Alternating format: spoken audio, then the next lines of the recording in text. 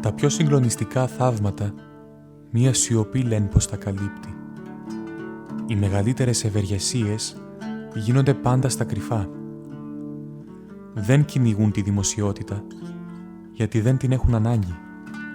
Ζητούν το πρόσωπο και με πολλή υπομονή νέο το ξανακάνουν.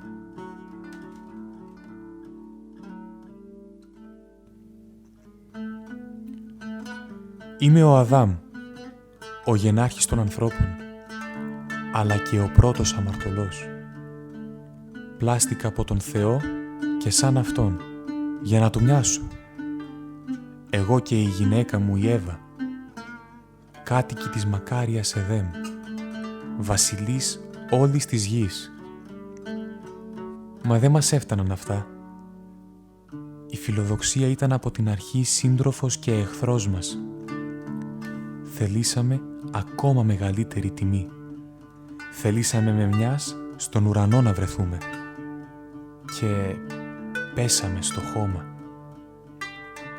Κλάψαμε πικρά γι' αυτό μας το αμάρτημα και ο Θεός μαζί μας.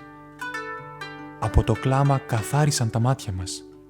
Είχαμε χάσει όμως το δρόμο πια για την Εδέμ.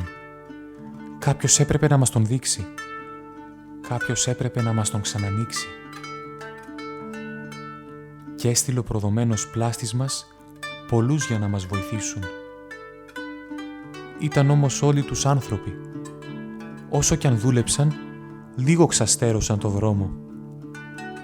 Λίγο να μιλήσουν πρόλαβαν, προτού τα εγγόνια μου ματοβαμένους τους στείλουνε κοντά μου.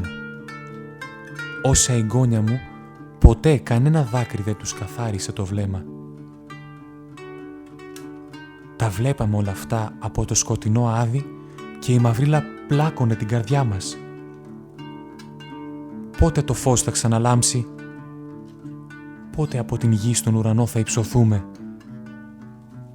Ποιος θα βρεθεί μεγάλος και τρανός όσο πρέπει για να μας σηκώσει. Άραγε θα έρθει ο λυτρωμός.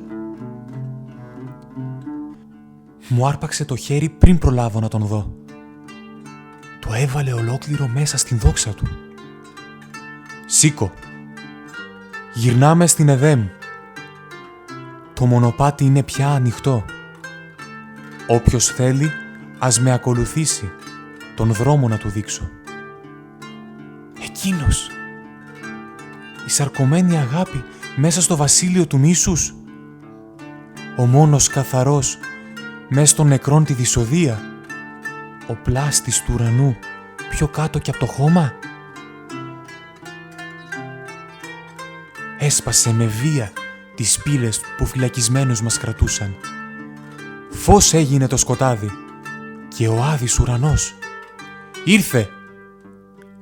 Όχι με τύμπανα και παρατάξεις, όχι από ολόχρυσα παλάτια ή διαμαντοστόλοι στους ναούς. Από ένα τάφο σφραγισμένο μες στη σιγή της νύχτας. Πίσω του έτρεξα κι άλλοι πολύ κοντά μου. Ήταν όλοι αυτοί που κλάψανε πικρά μαζί μου και μαζί του. Μα κάποιοι, πολλοί κι αυτοί, το σκοτάδι προτίμησαν. Τους φαινόταν ίδιο με το φως. Ήταν τυφλοί. Γιατί κανένα δάκρυ ποτέ δεν τους καθάρισε το βλέμμα. Μείναν κατάμονοι, παρέα με τον άδη και τον θάνατο. Αγκαλιασμένοι με τις πασμένες πόρτες και με τα άδεια μνήματα. Γιατί ο τάφος του άδειασε τα μνήματα, θανάτωσε τον θάνατο. Το πιο συγκλονιστικό θαύμα, μία σιωπή το κάλυψε. Η μεγαλύτερη ευεργεσία έγινε στα κρυφά. Την πρώτη Κυριακή μέσα στην πιο εκοφαντική σιγή. Γιατί ο Κύριος ζητά το πρόσωπο και με πολλή υπομονή νέο το ξανακάνει.